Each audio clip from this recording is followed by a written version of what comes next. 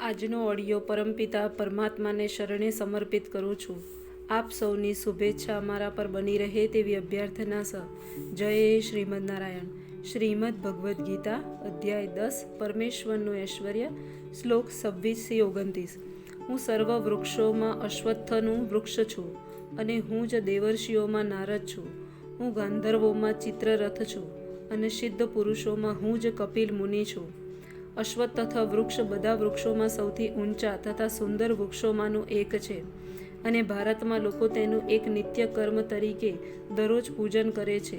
દેવોમાં પણ નારદ મુનિ પૂજાય છે, કારણ કે નારદ મુનિ બ્રહ્માંડમાં સર્વશ્રેષ્ઠ ભક્ત ગણાય છે. એ રીતે તેઓ ભક્ત રૂપમાં કૃષ્ણના પ્રતિનિધિ છે. ગંધર્વ લોક સરસ ગાનારા જીવોથી સભર છે અને તેમનામાં ચિત્રરથ ઉત્તમ ગાયક છે. સિદ્ધ પુરુષોમાં દેવહૂતિના પુત્ર કપિલ મુનિ કૃષ્ણના પ્રતિનિધિ છે. તેઓ કૃષ્ણના અવતાર છે અને શ્રીમદ ભાગવતમમાં તેમના તત્વજ્ઞાનનું વર્ણન છે.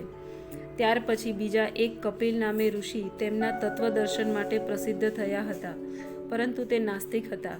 એટલે આ બંનેમાં આબ જમીનનો તફાવત છે. અશ્વમાં મને ઉચ્ચવે સ્વાહા જાણ કે જે અમૃત માટે થયેલા સમુદ્ર મંથન વખતે ઉત્પન્ન થયો હતો. ગજરાજોમાં હું ઐરાવત છું અને મનુષ્યોમાં હું રાજા છું. એક વખત દેવો તથા અસુરોએ સમુદ્ર મંથન કર્યું. આ મંથનમાંથી અમૃત તથા વિષ ઉત્પન્ન થયા અને શિવજીએ વિષનું પાન કર્યું. અમૃતની સાથે અનેક જીવ ઉત્પન્ન થયા, જેઓમાં ઉચ્ચ ચેવ સ્વાહા નામનો અશ્વ પણ હતો. આ અમૃતની સાથે જ એક અન્ય ઐરાવત નામનો હાથી પણ ઉત્પન્ન થયો હતો. બંને પશુઓ અમૃતની સાથે ઉત્પન્ન થયેલા, તેથી તેમનું વિશેષ મહત્વ છે અને તેઓ કૃષ્ણના પ્રતિનિધિ છે.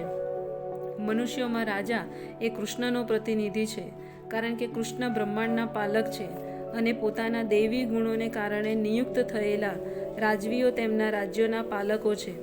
મહારાજ યુધિષ્ઠિર, મહારાજ પરીક્ષિત તથા ભગવાન શ્રી રામ જેવા રાજાઓ અત્યંત ઉચ્ચ કોટીના ધર્માત્માઓ હતા. તેમણે પોતાની પ્રજાનું સદૈવ કલ્યાણ ચિંતવ્યું હતું.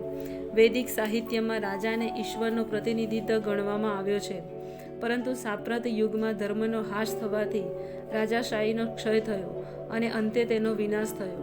પરંતુ એ જાણવા જેવું છે કે ભૂતકાળમાં પ્રજા ધર્માંતમાં રાજાઓના રાજ્યમાં વધારે સુખી હતી. હું શસ્ત્રોમાં વજ્ર છું અને ગાયોમાં હું સુરભી છું. પ્રજા ઉત્પત્તિના કારણોમાં હું પ્રેમનો દેવ કામદેવ છું તથા સર્પોમાં હું વાસુકી છું. વ્રજ ખરેખર પ્રબળ શસ્ત્ર છે અને કૃષ્ણની શક્તિનું પ્રતીક છે. દિવ્ય વૈકુંઠ આકાશમાંના કૃષ્ણલોકમાંની ગાયો ગમે ત્યારે દોઈ શકાય છે અને ઈચ્છા અનુસાર જોઈએ એટલું દૂધ આપે છે. બેશક આવી ગાયો આ ભૌતિક જગતમાં મળતી નથી, પરંતુ કૃષ્ણલોકમાં તેમનો ઉલ્લેખ થયો છે. ભગવાન આવી અનેક ગાયો રાખે છે અને એ ગાયો સુરભી કહેવાય છે. એમ કહેવાય છે કે ભગવાન આવી ગાયોને ચરાવવામાં વ્યસ્ત રહે છે. કંદર્પ એ ઉત્તમ પુત્રો પ્રાપ્ત કરવા માટેની કામેચ્છા છે, તેથી કંદર્પ કૃષ્ણનો પ્રતિનિધિત્વ છે. કેટલીક વાર કેવળ ઇન્દ્રિય ભોગ માટે કામનો ઉપયોગ કરવામાં આવે છે, પરંતુ આવો કામ કૃષ્ણની પ્રતિનિધિત્વ કરતો નથી. પરંતુ ઉત્તમ સંતતિ ઉત્પન્ન કરવા માટે ઉપયોગમાં લેવામાં આવેલો કામ કંદર્પ કહેવાય છે અને તે કૃષ્ણનું પ્રતિનિધિત્વ કરે છે. અનેક ફેણવાળા નાગોમાં હું અનંત છું અને ચળચરોમાં હું વરુણ દેવ છું. હું દિગ્વત પિતૃઓમાં અર્યમા છું અને નિયમોનું પ્રવર્તન કરનારા નિયામકોમાં હું મૃત્યુદેવ યમરાજ છું. અનેક ફેણોવાળા નાગોમાં અનંત સર્વોચ્ચ છે અને જળચરોમાં વરુણદેવ મુખ્ય છે. તેઓ બંને કૃષ્ણના પ્રતિનિધિ છે. એક પિતૃલોક પણ છે કે જેના અધિષ્ઠાતા અર્યમા છે અને તે કૃષ્ણનું પ્રતિનિધિત્વ કરે છે. એવા અનેક જીવો છે કે જેઓ દુષ્ટોને દંડ આપે છે, પણ તેઓમાં યમ મુખ્ય છે. યમ આ પૃથ્વી ગ્રહની પાસે આવેલા એક ગ્રહ પર રહે છે. મૃત્યુ પછી પાપી મનુષ્યોને ત્યાં લઈ જવાય છે અને યમ તેઓને જુદા જુદા પ્રકારની સજા ફટકારે છે. જય શ્રીમદ નારાયણ.